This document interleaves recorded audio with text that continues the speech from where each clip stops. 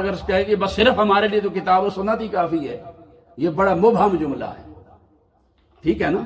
صرف کتاب و سنت ہی کافی ہے، تو کیا آپ کے پاس اتنی لیاقت، اتنی بصیرت، اتنا علم، اتنی وسعت، اتنا مطالعہ ہے کہ آپ خود قرآن مجید سے ہر چیز کو ڈیرائیو کر سکیں، اخذ کر سکیں؟ نہیں۔ پھر لازمی طور پر آپ کو جو ائمہ اور فقہاء ہیں ان کی تقلید کی طرف جانا پڑتا ہے۔ ہمارا جو لوگ تقلید کا انکار کرتے ہیں ان سے سوال ہی یہی ہوتا ہے، وہ کہتے ہیں بس ہم تو صرف قرآن و سنت کو مانتے ہیں۔ بھئی قرآن و سنت کو مانتے ہو تو پھر یا تو یہ کہو نا کہ آپ کے علماء نے کتابیں کبھی نہیں لکھی، وہ کہتے ہیں بس یہ ہمارے پاس قرآن و سنت ہے، ہم اس سے ڈائریکٹ لیتے ہیں۔ اگر تمہارے علماء نے قرآن و سنت کی وضاحت کی، تشریح کی، تم اس تشریح کو قبول کرتے ہو تو تم آج 14ویں صدی کی علماء کی تشریح کو قبول کر رہے ہو۔ ہم حضرت سیدنا امام اعظم ابو حنیفہ کی تشریح کو قبول کرتے ہیں، وہ تابعی تھے۔ تم آج کے علماء کو مانتے ہو، ہم ان کو مانتے ہیں جنہوں نے صحابہ کی زیارت کی، جنہوں نے صحابہ کو دیکھا۔ تو یہ بڑا مبہم جملہ ہے جی، بس یہ کتاب و سنت کو مانتے ہیں۔ بھئی کتاب و سنت تو حق ہے، مگر اس میں سے کوئی چیز لینا، اخذ کرنا، ڈیرائیو کرنا، اس کے لیے آپ کے اندر ایک علمی صلاحیت کا ہونا ضروری ہے، ادروائز آپ نہیں کر سکتے۔ تو فقہ جو ہے یہ آپ کے اندر وہ صلاحیت پیدا کرتا ہے، ان ڈیپتھ سٹڈی کی صلاحیت آپ کے اندر وہ فقہ کے ذریعے آتی ہے، یہ اس کی اہمیت ہے۔ ورنہ صرف لفظ آ گئے تو صرف لفظوں سے تو آپ کسی چیز کو نہیں سمجھ سکتے۔ کیا بات ہے؟ کیا بات ہے؟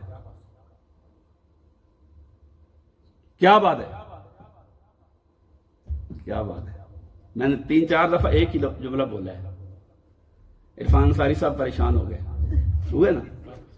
اب میں نے پہلے بولا کیا بات ہے، ایسے ہی بولا، میرا لہجہ سوالیہ تھا، ٹھیک ہے۔ دوسری بار میں نے کہا کیا بات ہے، میرے لفظ بدلے؟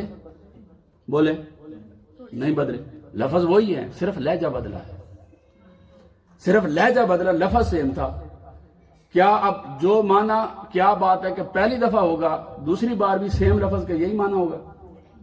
تیسری بار میں نے کہا کیا بات ہے، بڑے آج تو چمک رہے ہیں، لفظ وہی ہے، کیا بات ہے، لیکن تیسری بار اس کا معنی کوئی اور ہوتا ہے۔ صرف لفظ کو جان لیا بس جی ہمیں قرآن آتا ہے، ہمارے پاس قرآن کی آیت ہے، ہمارے پاس یہ حدیث ہے، تو صرف لفظ کو جان کر آپ بولنے والے کے ذہن میں کیا مفہوم پایا جا رہا ہے اس تک نہیں پہنچ سکتے۔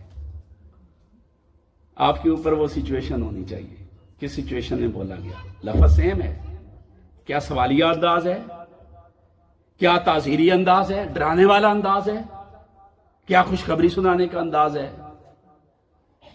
تو لہجے بڑا اثر رکھتے ہیں۔ حدیث تو حضور ہی کی ہے، بات تو قرآن ہی کی ہے، بات تو سنت ہی کی ہے۔ تاجدار انبیاء صلی اللہ علیہ وآلہ وسلم سے اب 2 لوگوں تک وہ بات پہنچی۔ ایک حضور سے بات سننے والا محدث ہے۔ اب کوئی پوچھے نا جی بس ہم حدیث کو مانتے ہیں، آپ فقہ کو تو حدیث کا درجہ زیادہ ہے، فقہ کا نہیں، معاذ اللہ استغفر اللہ، نہیں، بات کو سمجھیں۔ سننے والے نے تو یہ لکھا جی حضور نے 3 بار یہ لفظ بولا، اس نے حدیث میں لکھ دیا، آپ تک پہنچ گیا وہ لفظ۔ حضور نے یہ لفظ بولا، آپ تک لفظ پہنچ جائے، ٹھیک ہے۔ حضور کے لفظ بولنے سے مقصد مراد کیا تھی یہ آپ تک ان لفظوں نے نہیں پہنچائی۔ اب محدث اور فقیہ میں فرق کیا ہوتا ہے کہ محدث صرف لفظ سنے گا اور لفظ کو آگے روایت کر دے گا، بخاری مسلم حدیث کی کتابوں میں آ جائے گا۔ فقیہ ہے وہ لفظ پکڑ کے بیٹھ جائے گا، وہ غور کرے گا یہ لفظ حضور نے کیوں بولا، اسے بولنے کا مقصد کیا تھا، حضور کس کیفیت میں تھے اس وقت جب یہ لفظ بولے۔ ان کیفیات کو سمجھے بغیر آپ مراد رسول تک نہیں پہنچ سکتے۔ اس لیے میں نے ایک جملہ لکھا کہ محدثین یہ الفاظ شناس رسول ہیں اور فقہاء یہ مزاج شناس رسول ہیں۔ محدثین الفاظ سنتے ہیں، الفاظ آگے روایت کر دیتے ہیں، اور فقہاء حضور کے مزاج کو بھی دیکھتے ہیں کہ تاجدار انبیاء نے یہ الفاظ کس کیفیت میں کہے تھے، کس حال میں کہے تھے، مقصد کیا تھا یہ لفظ بولنے کا، مراد کیا تھی، کیا بات کہنا چاہتے تھے، سمجھانا کیا چاہتے تھے؟ یہ دونوں حق ہیں، محدث بھی حق ہیں، فقیہ بھی حق ہیں۔